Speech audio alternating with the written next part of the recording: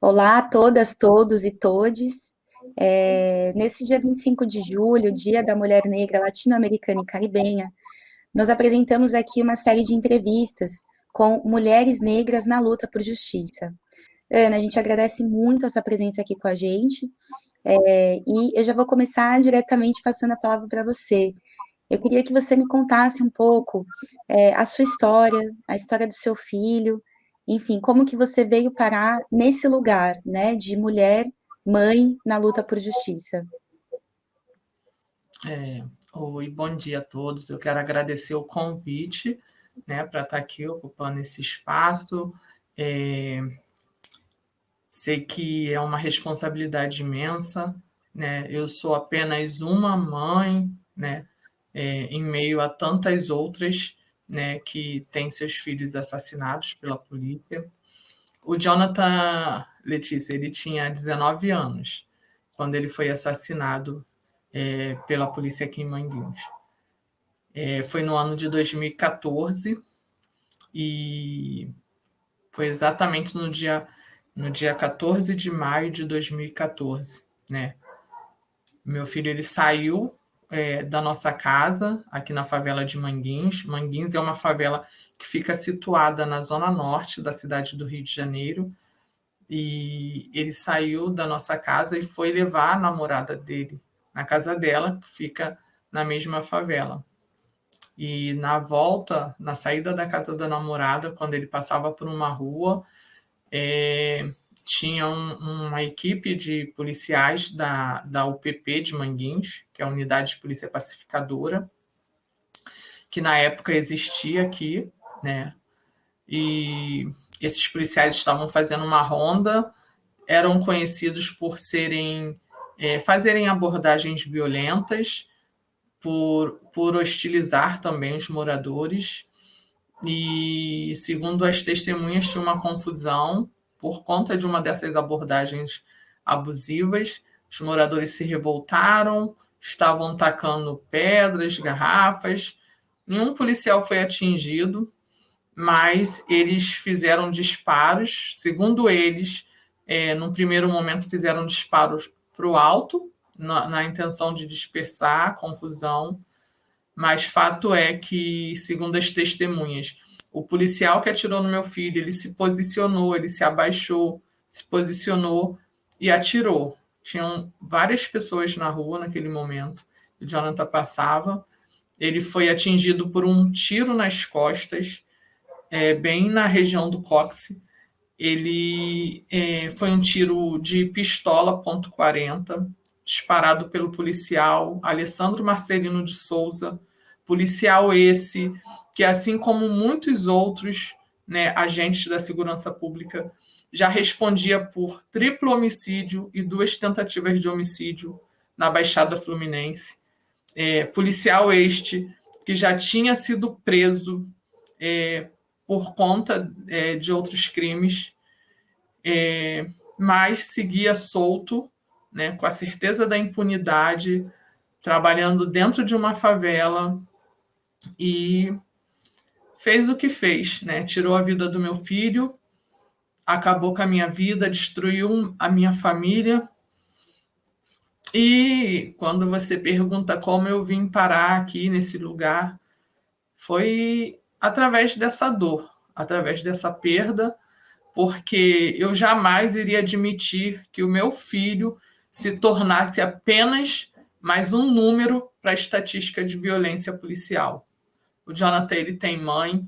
O Jonathan, ele também tem nome e sobrenome. O Jonathan é um menino amado, querido, muito querido por nossos vizinhos, por nossos familiares, por todos os amigos dele que o acompanhavam desde a infância. Então, mesmo num momento de muita dor, né, no momento em que eu achei que eu não fosse sobreviver a esse pedaço de mim que foi arrancado, eu precisei, me levantar, porque, como todos já sabem, para a polícia não basta apenas tirar a vida, matar o corpo. Para eles também é necessário tirar a dignidade, né? desumanizar essa vítima. E com meu filho não foi diferente, né?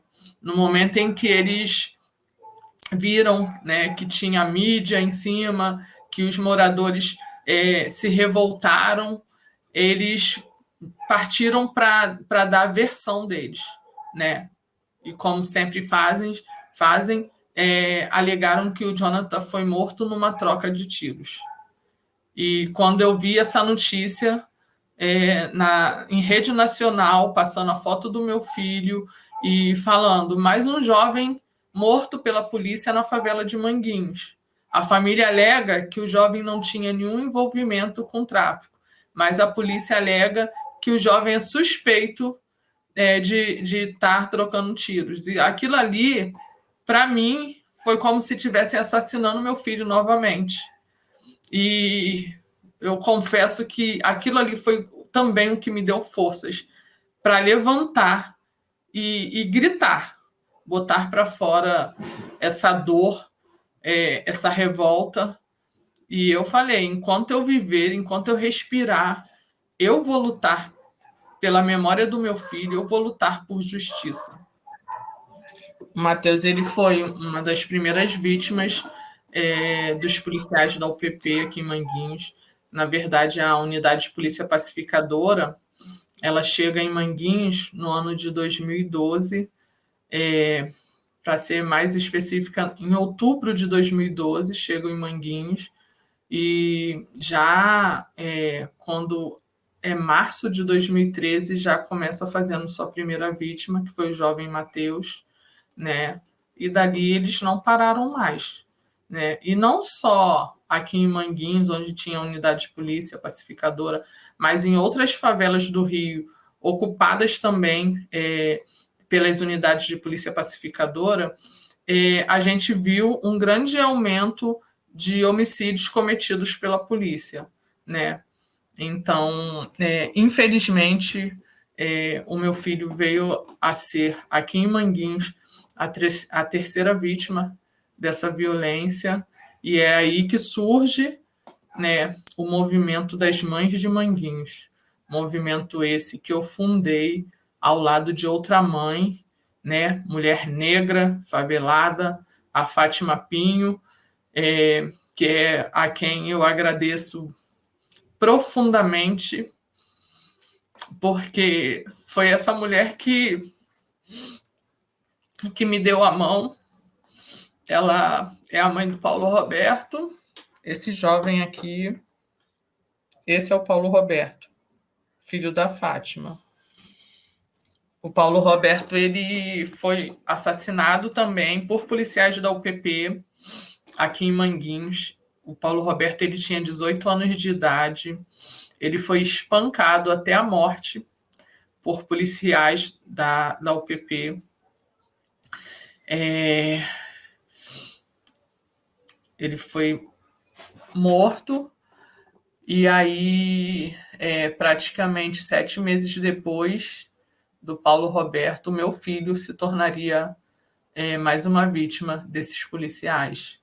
E a Fátima, ela foi uma das principais testemunhas do que aconteceu naquele dia com o Jonathan, porque o Jonathan, ele estava passando em frente à porta da casa dela quando ele foi atingido pelo disparo.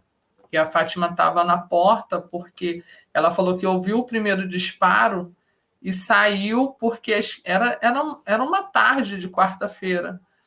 E ela falou, e perto da casa dela tem uma quadrinha de esporte. E ela falou que os filhos dela, pequenos, as crianças, estavam na quadrinha. Então, quando ela ouviu o primeiro tiro, ela desceu correndo. Nisso que ela desceu, o filho dela, que já é adulto, um jovem, estava na porta e o Jonathan estava passando. Ela falou que quando olhou, viu já o policial se posicionando, se abaixando para atirar. E ela falou que só deu tempo de puxar o filho dela. Ela sempre fala isso, que se acha que se não tivesse conseguido puxar o filho naquele momento, ela teria perdido mais um filho. Então, apesar da gente morar na mesma favela, a gente não se conhecia e a gente se encontra por conta dessa dor. A Fátima, eu encontrei com ela na missa de sétimo dia do Jonathan. Ela estava com uma camisa com a foto do Paulo Roberto. Ela veio até mim através do Fórum Social de Manguinhos, que é um movimento do qual eu também faço parte, um movimento que existe há mais de 10 anos aqui em Manguinhos e que luta, né, pelos direitos dos moradores aqui. E foi um movimento que me acolheu também, acolheu a Fátima. E no dia da missa eles estavam lá na igreja e me apresentaram para a Fátima. E a Fátima falou para mim: olha, o meu filho foi morto, o meu filho foi um jovem autor de atos infracionais, ele pagou pelo que ele fez, tinha apenas 15 dias que ele tinha saído do sistema, mas por conta de um policial que o reconheceu, né, e esse policial trabalhava aqui na UPP de Manguinhos, o meu filho ele começou a ser perseguido até o dia que conseguiram matá-lo. E aí ela falou: meu filho errou, ele pagou pelo erro dele e nada justifica o que fizeram com ele. E ela falou: eu nunca desisti do meu filho, eu nunca aceitei os erros dele, mas eu também nunca desisti dele. E não vai ser agora que eu vou desistir. E aí ela falou para mim: vamos dar as mãos, vamos lutar pelos nossos filhos. E aí, desde aquele momento que essa mulher segurou na minha mão, a gente foi muito com o apoio também de uma outra mulher preta, favelada, hoje arquiteta, a favelada arquiteta, que é minha irmã, tia do Jonathan, que também faz parte do movimento das Mães de Manguinhos. Foi a pessoa que ficava procurando nas redes sociais onde ia ter um ato contra o extermínio da juventude negra, e aí ela ficava nos orientando, falando: vai ter um ato em tal lugar, eu vou com vocês, tal. Então a gente começou a sair de Manguinhos, né, e a ir para outros lugares, e a resposta para minha pergunta, porque eu pergunto: por que fizeram isso com meu filho? Por que a polícia atirou no meu filho? Por que fizeram isso com ele? E eu encontro essa resposta quando eu saio de Manguinhos e encontro outras mulheres, mães negras, e nas suas camisas estão estampados os rostos dos seus filhos, jovens negros, pobres, de favela, como meu filho. E aí é a partir dessa luta, é a partir dessa militância que eu começo a ter o entendimento do porquê que o meu filho foi assassinado. Do porquê que meu filho foi assassinado.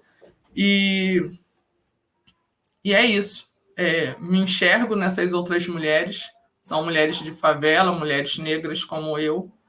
E é ver que realmente existe um projeto, né?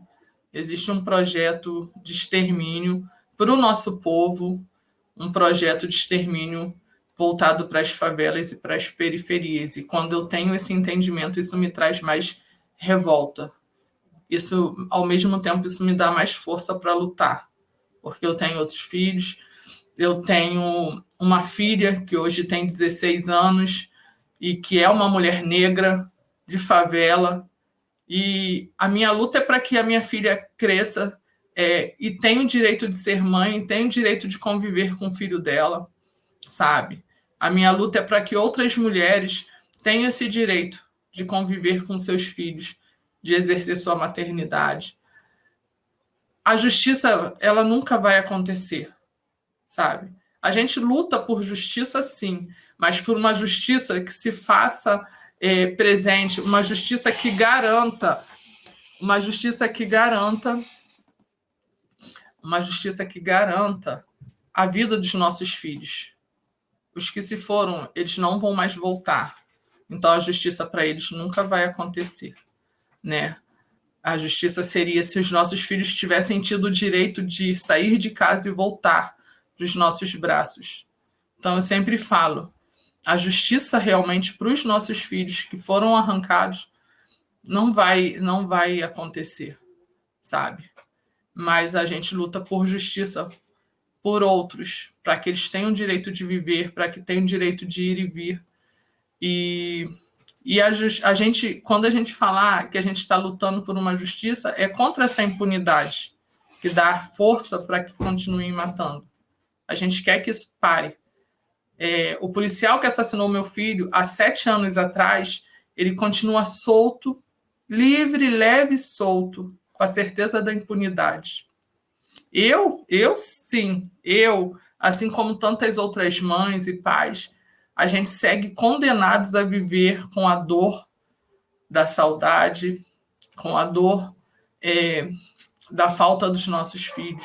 Nós fomos condenados, né, desde o primeiro momento. E esses agentes do Estado estão aí. Quando você vai ver, alguns desses policiais já têm vários homicídios, já respondem por vários homicídios, não é o primeiro.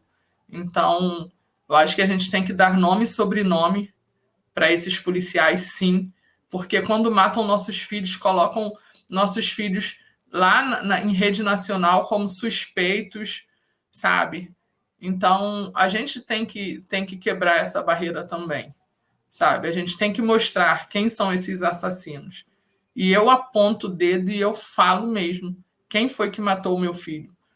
Até porque ficou comprovado pelo exame de balística, porque o projétil ficou alojado nas costas do meu filho. E pelo exame de balística, ficou comprovado que foi da arma desse policial que saiu o tiro que tirou a vida do meu filho. E a gente sabe que muito pouco, acho que 2%, se eu não me engano, dos homicídios cometidos por policiais que são investigados. 2% é nada, sabe? E esses 2% são dessas mães, desses pais, desses familiares que não têm direito ao luto como eu, que tem que se jogar na luta, que tem que fazer o papel de investigador, o papel de perito, tudo.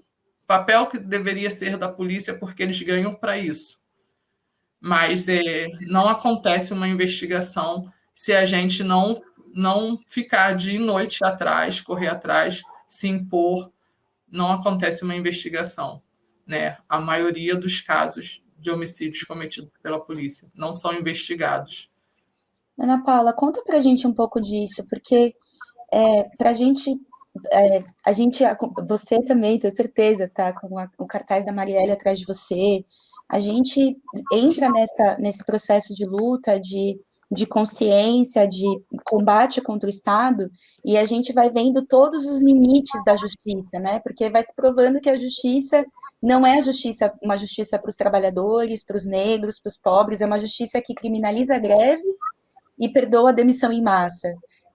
Assassina e protege assassinos do Estado e prende, destrói a vida da juventude por conta de estar com um baseado. Ou às vezes nem está com baseado, né? Às vezes enfia, forjado, enfim.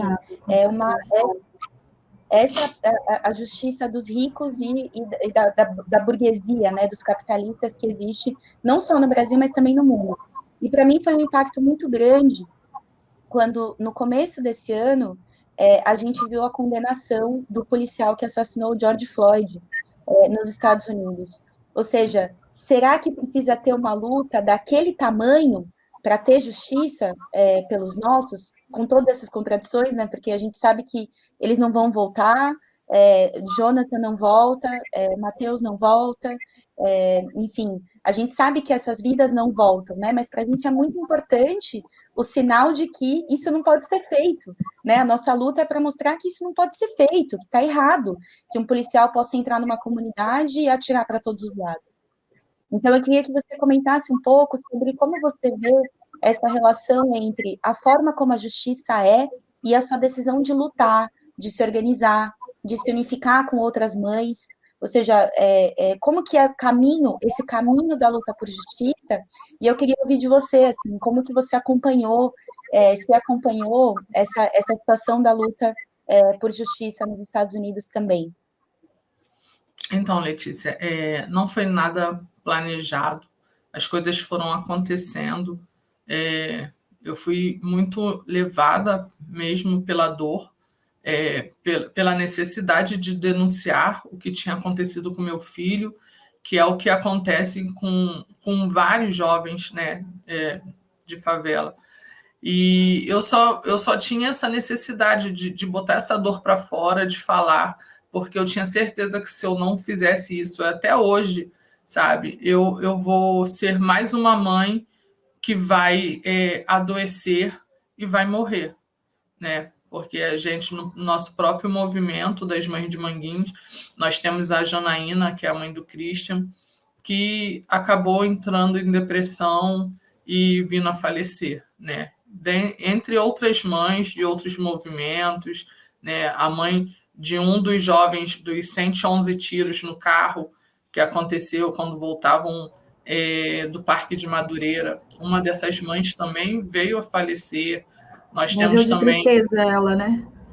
Esse caso exatamente, é muito triste. nós temos também a Vera, que é uma das fundadoras do Movimento das Mães de Maio, de São Paulo, mais uma mãe também que faleceu, né?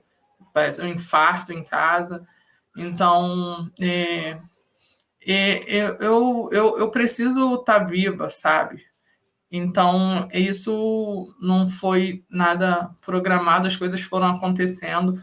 No momento em que a gente recebeu ainda na UPA a notícia de que o Jonathan não tinha resistido ao ferimento e tinha falecido, ainda na unidade de saúde, o meu cunhado ele foi chamado pela assistente social da UPA de Manguinhos e perguntado se o Jonathan era bandido, se o Jonathan tinha envolvimento com tráfico, e meu cunhado, muito revoltado, falou, não, claro que não, sei que. Ela, então, se é assim, eu oriento o senhor a ir até uma delegacia mais próxima para fazer o registro de ocorrência.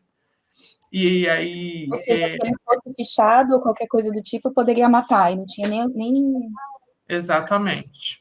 Poderia ser morto, com um tiro nas costas, mesmo desarmado, indefeso, né? Infelizmente, essa sociedade na qual a gente vive. E que dá esse aval para que a polícia continue matando, infelizmente. E aí meu cunhado foi até a delegacia. Então, eu não sei se não tivesse acontecido esse primeiro passo do meu cunhado, que naquele momento era a pessoa que estava mais sã, né, nesse mundo, com o pé no chão, porque eu acho que eu não teria, assim, como a maioria das mães, eu acho que muitos casos também nem chegam a uma delegacia por conta disso, né? E as pessoas também têm medo de chegar lá, serem maltratadas, né? Muitas vezes o caso eles revertem a situação, então é uma coisa que não existe uma confiança, né? Mas o meu cunhado foi essa pessoa que deu esse primeiro passo e foi até lá, e aí, foi chamada a delegacia de homicídios, começaram todo esse processo de chamar os policiais envolvidos, apreender as armas deles, e as testemunhas foram chamadas também na delegacia, já era noite, né? O Jonathan foi assassinado à tarde, mas todo esse processo aconteceu já na delegacia durante a noite. Então, o policial que tinha feito 7 disparos, o policial que assassinou meu filho, ele fez 7 disparos, mas quando ele foi interrogado, perguntado no primeiro momento, ele disse que não tinha feito nenhum disparo. E então, só quando foi feito o exame de balística na arma dele e tal, foi visto que ele tinha feito sim 7 disparos. E aí, perguntado depois por que ele mentiu, né? Ele falou que estava com medo porque estava sem o advogado e tal. Mas aí, bem depois, a gente foi saber realmente os motivos, né? Que ele já era essa pessoa, né? Enfim, esse processo, o caso do Jonathan foi aceito pelo Ministério Público e encaminhado para o Judiciário, né? E eu pela primeira vez entrei num tribunal de justiça, achando que realmente ali eu fosse encontrar justiça, mas o que eu encontrei naquele lugar foi uma frieza, foi uma coisa assim que eu descrevo como se aquelas pessoas não se enxergassem na gente, não se enxergassem na nossa dor, né? A gente sabe que o judiciário é majoritariamente branco, né? De uma classe que, né, não vive, não conhece, não sabe da nossa realidade. São pessoas que estão acostumadas a mexer, tratar tudo como se fossem apenas papéis, né, com técnicas. Acho que a humanidade passa longe ali. Então, quando as testemunhas do caso do Jonathan, as testemunhas de acusação dos policiais começaram a dar seus depoimentos, as testemunhas eram perguntadas se trabalhavam, se tinham vício, as testemunhas eram perguntadas se no local onde morava existia venda de drogas. Então, ficou nítido para mim que quem estava sendo interrogado ali não era o assassino do meu filho, que estava ali fazendo carinha de vítima, sabe? É uma encenação. E aí ficou claro que quem estava sendo julgado ali eram as testemunhas de acusação, era o meu filho. Então aquilo ali foi muito adoecedor para mim, sabe? Porque eu fui realmente com a esperança de que a primeira audiência aconteceu quase um ano depois do assassinato do Jonathan, aconteceu 10 meses depois, e eu fui com a esperança de que ali naquele lugar eu fosse encontrar justiça. Mas ali eu dei de cara com a realidade. Ali eu entendi que a justiça do nosso país ela tem 2 pesos e 2 medidas. A justiça do nosso país ela só se mostra para pessoas como eu, pretas, pobres, de favela, quando é para nos incriminar, quando é para nos prender. Mas depois da audiência do Jonathan, a gente acompanha outras mães nas audiências dos seus filhos, a gente procura estar juntas, porque a gente sabe o quanto que é difícil aquele momento ali, onde a gente tem que ouvir mentiras sobre os nossos filhos, que são ditas ali, e a gente não pode se manifestar. A gente tem que ficar calada. Eu estive numa audiência do caso dos meninos de Costa Barros, onde essa mãe que faleceu, a dona Joselita, ela estava. E nós estávamos ali, naquele lugar. E a dona Joselita começou a chorar compulsivamente, a gritar. E e fomos avisados que se continuassem ali, né, que a audiência seria cancelada, seria adiada.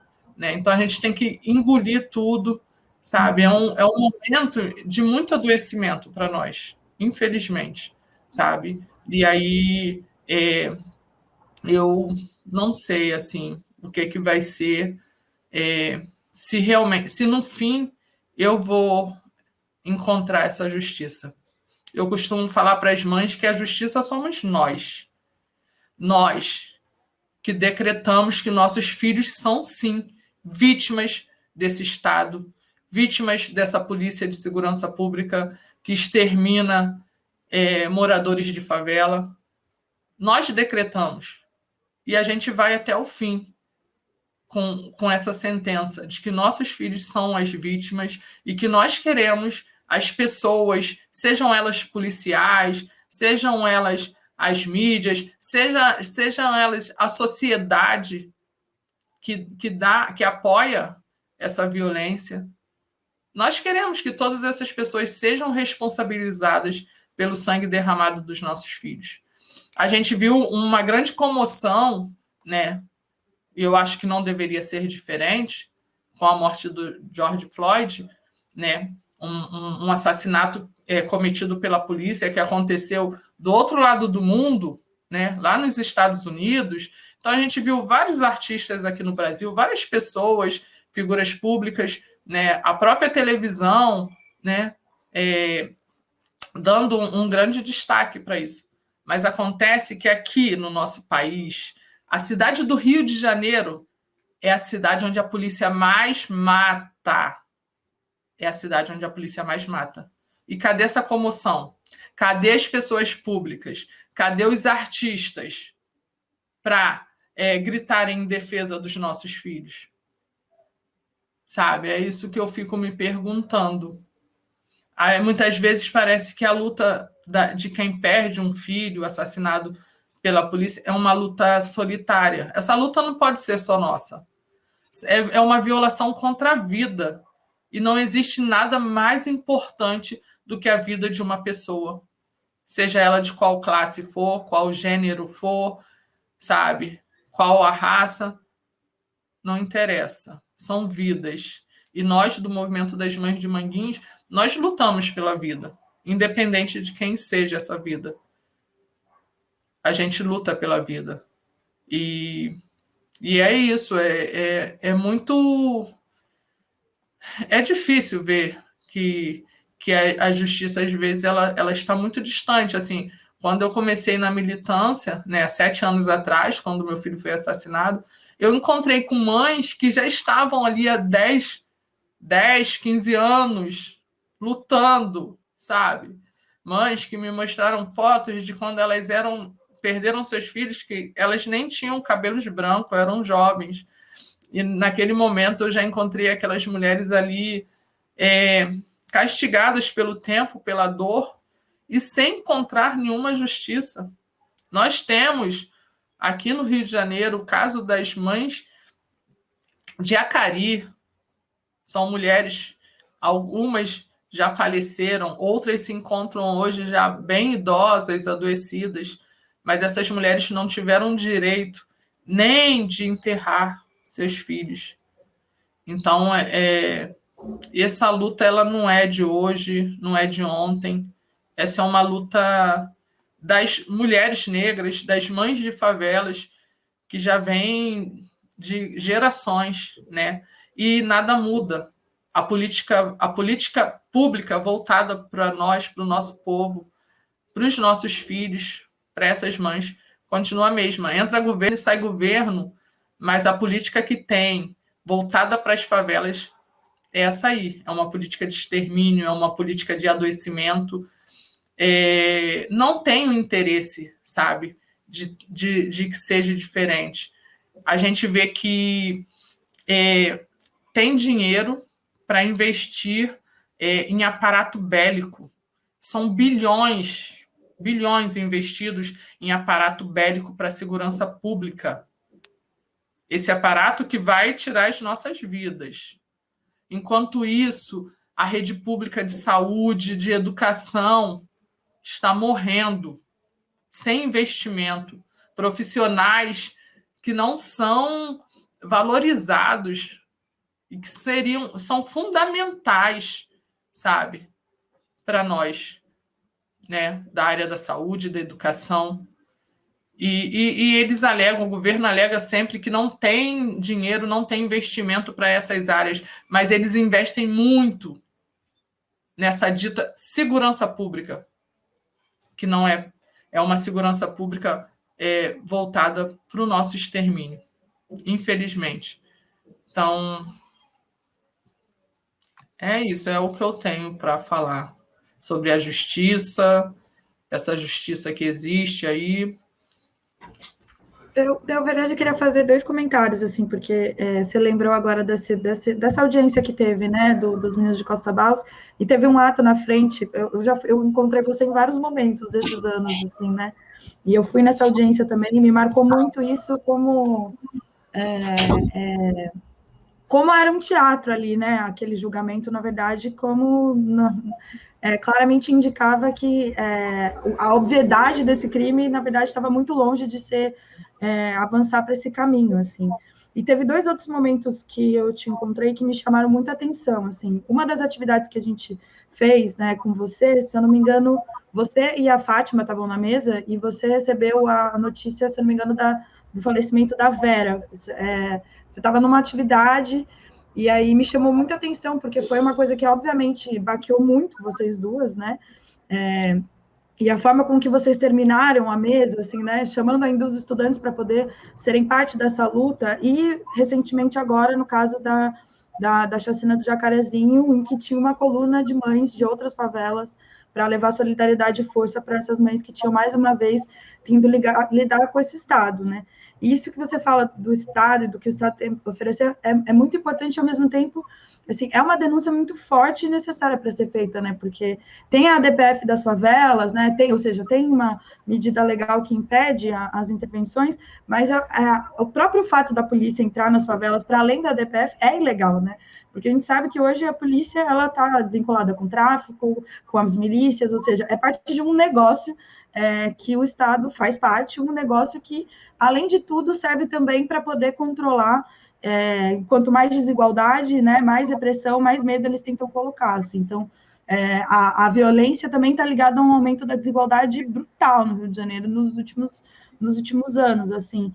E existir esse grupo de mães, ele é muito importante porque vocês são uma ferida aberta constante ali para mostrar que o Estado é um Estado assassino, né? Que o Estado é um Estado que tem um aparato repressivo que é o que mais mata no país, assim.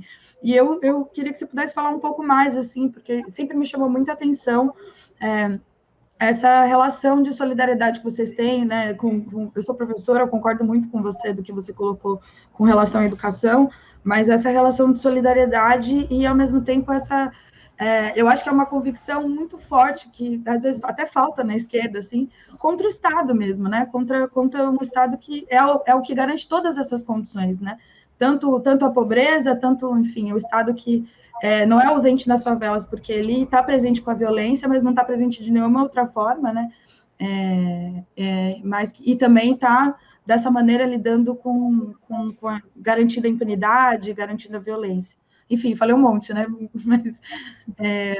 Mas para comentar algumas coisas, assim, do que você falou e que eu fui lembrando das vezes que eu já encontrei você nas lutas, né? Nos atos. Ana Paula, posso só complementar uma coisinha? A Cacau falou, né, do Estado e que isso aparece na sua fala bastante, e eu realmente acho isso muito forte. Eu fiquei pensando muito, eu queria muito saber como você vê isso, porque quando teve a eleição do Bolsonaro, a entrada do Moro como ministro da Justiça, aí vinha aquela ameaça do pacote anticrime, e tudo que é o discurso do bolsonarismo, né, em relação aos pobres, aos negros, em relação às drogas, né, de aumentar a guerra às drogas e etc., que é bastante combinado com o discurso que por muito tempo o Witzel teve também aí no Rio, né, eu queria que você comentasse um pouco junto com esse comentário sobre esse combate ao Estado, como que você vê essa questão do bolsonarismo, né, tipo, da extrema-direita, frente a essa realidade das mulheres, né? Infelizmente, é um retrocesso, né, para nós. Esse governo é um retrocesso para tantas coisas que já foram, né, já tinham sido conseguidas com muito sangue derramado, com muita lágrima, com muito suor, né, com muita luta pelo nosso povo. Então, a gente vê um governo que chega destruindo tudo isso, né, tudo que a gente já havia conquistado. A DPF das favelas tá aí, a gente vê se uma decisão do Superior Tribunal de Justiça, do Supremo Tribunal de Justiça, ela não é respeitada.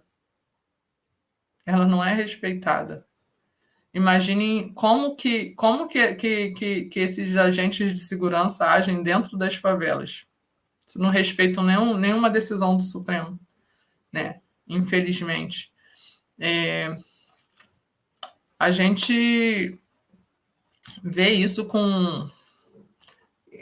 só dá mais força. Acho que a gente não pode desistir, a gente tem que continuar lutando.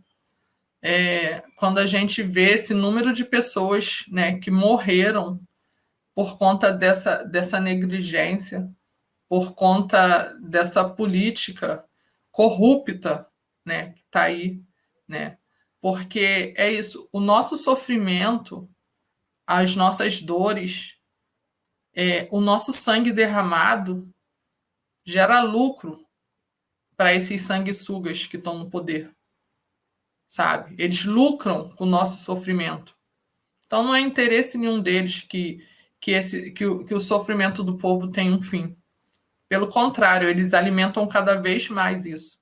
Assim como eles alimentam a indústria das armas, né, que gera lucro, gera poder e riqueza. Não é para o pobre da favela, sabe? E aí eles enchem a boca para dizer que a polícia tem que entrar na favela e combater tráfico de drogas. Na favela não tem traficantes, né? Como diz a minha companheira de luta, Eliane Vieira, né? Na favela tem os varejistas, tem as vítimas desse Estado. Porque aqui dentro da favela, um morador não tem dinheiro para comprar um fuzil que custa na faixa de uns 60 mil.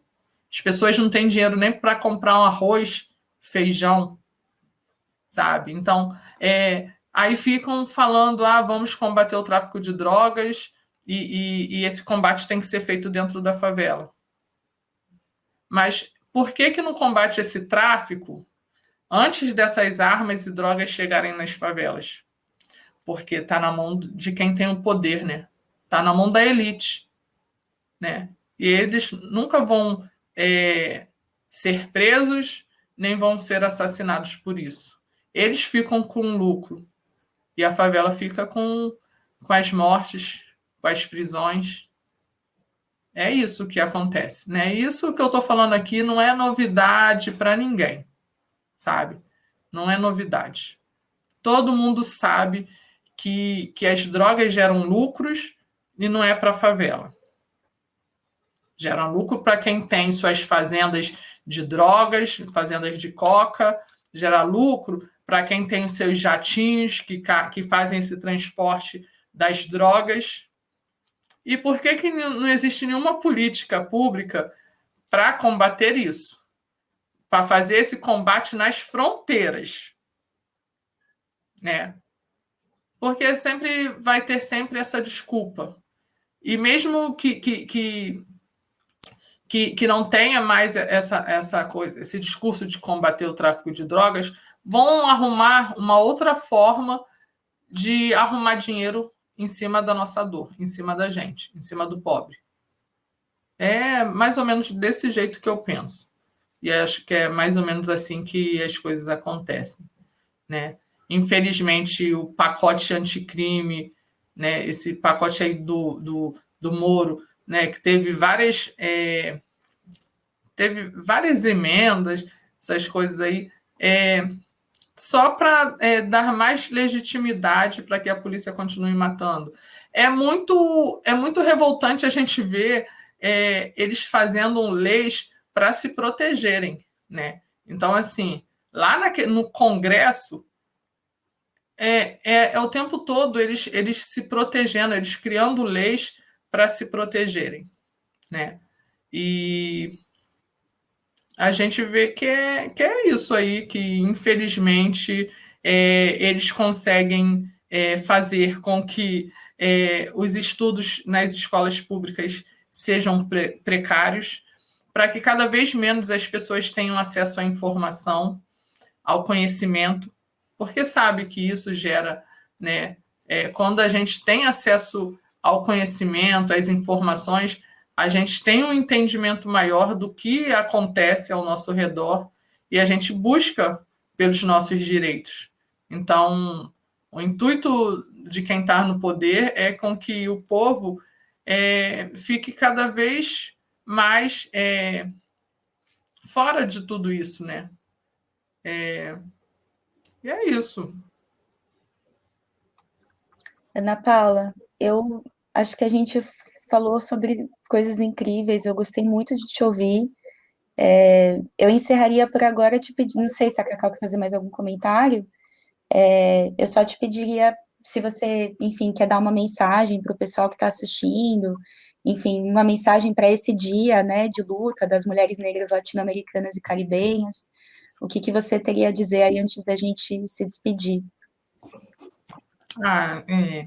Para esse dia, né, que acho que nosso dia são todos os dias, desde o nosso nascimento, desde que uma mulher preta nasce, já nasce resistindo, né? Porque a gente sabe que muitas mulheres morrem, mulheres negras morrem na hora do parto, porque é sempre colocado que a mulher negra é forte, que ela pode sentir dor, consegue sentir dor, né? Então a gente tem vários óbitos de mulheres, né, que morreram por conta disso, por não ter um bom atendimento, né, num sistema de saúde. E então acho que o nosso dia é todo dia, porque todo dia é dia de luta para nós. Todo dia para nós é dia de resistência. E eu agradecer a todas os ancestrais, a todas as mulheres negras que vieram antes de mim, né, e que vieram trilhando esse caminho aí de luta. Eu quero poder fazer jus a todas essas mulheres que vieram antes de mim nessa luta e seguir aí esse caminho. Quero ter forças, coragem, sabedoria para seguir em prol da vida, em prol dos nossos direitos. E que todas as pessoas possam se juntar, né? Como eu já disse antes, a nossa luta é, acima de tudo, uma luta pela vida. E eu acho que todas as pessoas deveriam lutar pela vida.